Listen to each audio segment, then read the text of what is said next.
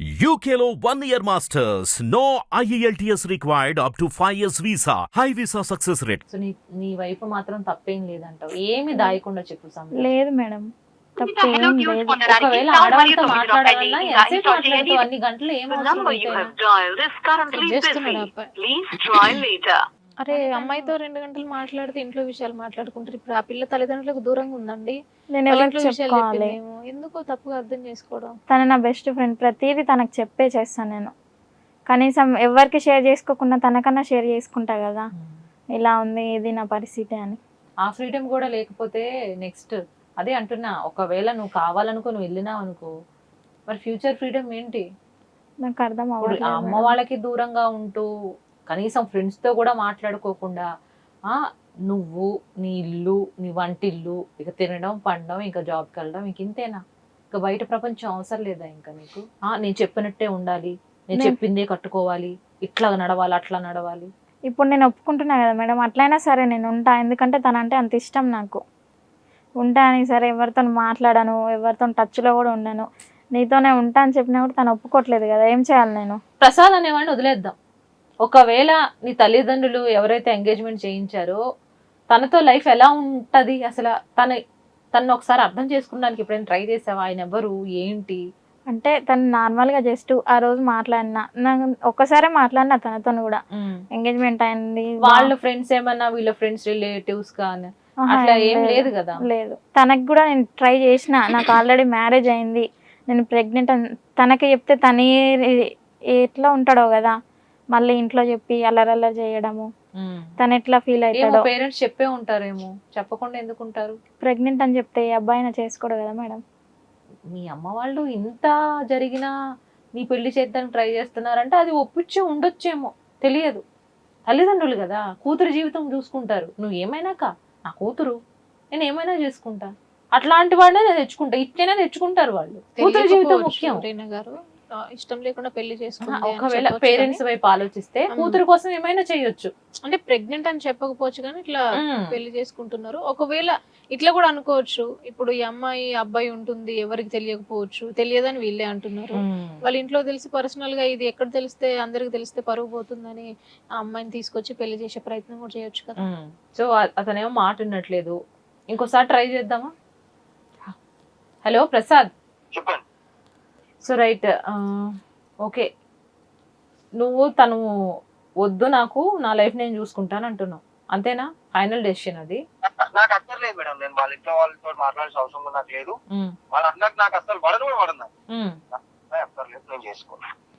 అన్ని పడకనే పెళ్లి చేసుకున్నావు కదా అబ్బా, ఇప్పుడు వద్దంటే ఎట్లా? నీ ఇష్టానికి నువ్వు ఇష్టపడతావు, కార్ లో తిప్పుతావు, బైక్ లో తిప్పుతావు, అన్నిటికి తీసుకుపోతావు, ప్రెగ్నెంట్ చేసినావు, రూమ్ లో పెట్టుకున్నావు, పెళ్లి చేసుకున్నావు. మరి అంత ఉన్నాను నువ్వు పెళ్లి చేసుకోకుండా ఉండాలి కదా. మరి అంత ఉన్నప్పుడు ఆమె ఇంకొక ఎంగేజ్మెంట్ ఎట్లా చేసుకుంటది? అరేనయ్యా ఇంట్లో మరి నువ్వు అంత ఉన్నాడు, వాళ్ళ ఇంట్లో మాట్లాడలేదా? వాళ్ళ ఇంట్లో మాట్లాడలేదా? నా పిల్లానికి మీరు ఎట్లా ఎంగేజ్మెంట్ చేస్తారని నువ్వెందుకు మాట్లాడలేక సాటుకున్నావు? ఇప్పుడు తెలిసింది కదా అయ్యా, వాళ్ళ మొహం మీదే చెప్పాల్సింది కదా. మరి అందుకే కరెక్ట్ గా సమాధానం చెప్పు. కడుపు చేసి నాకు ఇప్పుడు అవసరం లేదు మేడం, మీ ఇష్టం వచ్చినట్టు చేసుకోండి, ఆమె మెడికల్ టెస్ట్ చేసినాక కూడా నాకు వద్దనుకుంటే కడుపు నేను చేసిన గ్యారంటీ ఏమని ఇస్తారా అంటున్నాడు. నువ్వు ఒక రూమ్ లో ఉన్నావు, పెళ్లి చేసుకున్నావు, 4-5 నెలలు రూమ్ లోనే అమ్మాయిని ఉంచుకొని గ్యారంటీ ఉందా అని పిచ్చి మాటలు మాట్లాడతావు ఏందయ్యా? అడగండి, ఇప్పుడు మేమిద్దరం కలిసి ఉన్నామా అడగండి. కలిసి ఉన్నామనే చెప్తుంది కదా. అడగండి, సపరేట్ సపరేట్ రూమ్ ఉన్నాము. ఎన్ని మాటలు మాట్లాడమ్మా ఆయన. మ్యారేజ్ చేసుకున్నాక వేరే ఎట్లా ఉంటాం మేడం? కరెక్ట్. చిన్నప్పుడు ఫ్రెండ్ ఉన్నది కదా, ఆమె పేరు ఆ ప్రవళిక కూడా అదే చెప్పింది. ఇద్దరు దొంగలే. నువ్వు మనుషుడివి. ప్రసాద్ హలో ప్రసాద్, సో ఇవన్నీ పాత మాటలు ప్రసాద్. నీకు కూడా నీకు ఇష్టమైన లైఫ్ పార్ట్నర్ నీకు కావాలని నువ్వు వద్దంటావా ఏంటి? వస్తుంటే నీకు కావాలి కదా, ఎందుకు అట్లా? ఇప్పుడు ఈ అమ్మాయిని కోల్పోయావు అనుకో, నిన్నుగా ప్రేమించే ఒక అమ్మాయి నువ్వు ఎట్లా తిట్టు కొట్టు పడుంటానంటుంటే ఇంతలా ప్రేమించే అమ్మాయి నీకు దొరుకుతుందా ఫ్యూచర్ లో?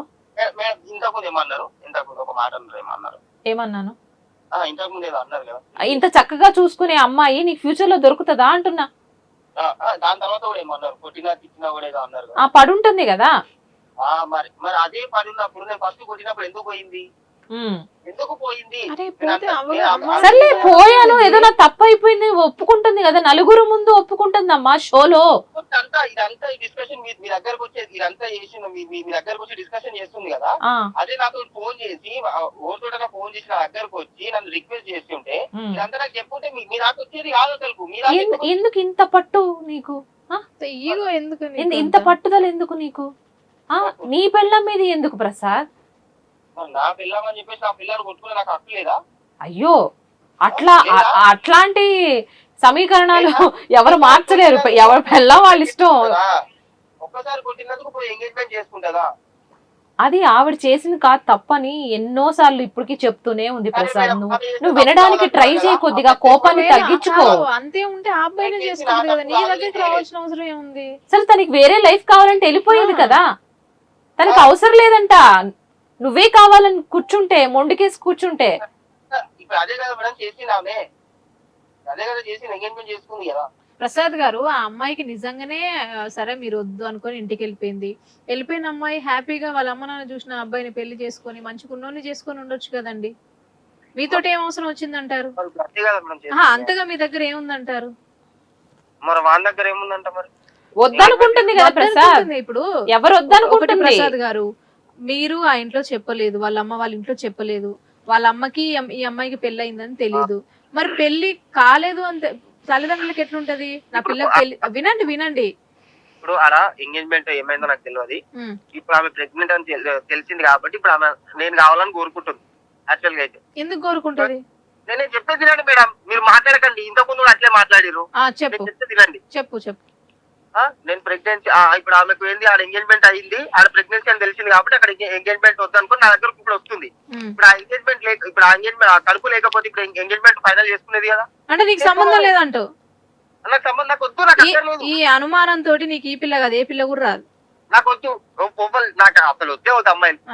నీ ఇష్టం. ఇంకా అసలు ఏం నిజంగా నీ చేశాడా లేకుంటే ఏంది కథ? ఏంది అంత మొండిగా చెప్తున్నాడంటే?